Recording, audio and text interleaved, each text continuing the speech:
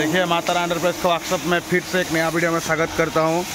आज हो गया है 7 तारीख और देखिए 7 अक्टूबर और सुबह सुबह हम लोग का कल भी देखिए बहुत सारा मशीन गया है और आज अभी बड़ा ट्रक लगा हुआ है, जिसमें से एक रोस्टर, एक चूड़ा मशीन लोड होगा ये गाड़ी में। ये चला जाएगा डायरेक्ट उत्तर प्रदेश का उन्नाव ज़िला में जा रहा है मशीन।